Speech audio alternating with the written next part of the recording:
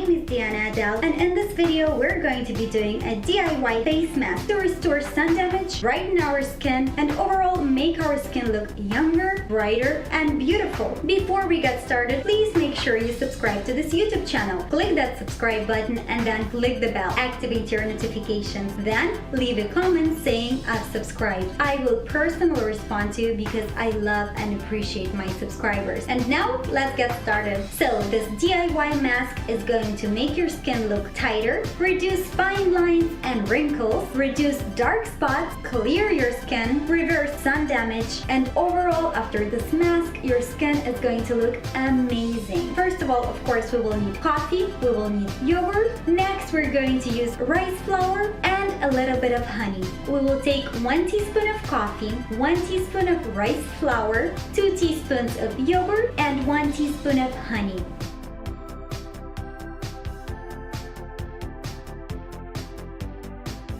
Mix all of the ingredients together until you get a cream-looking paste. As you see, this is the consistency that we need. Now I'm going to apply this mask all over my face, and then I am going to leave it on for around 30 minutes.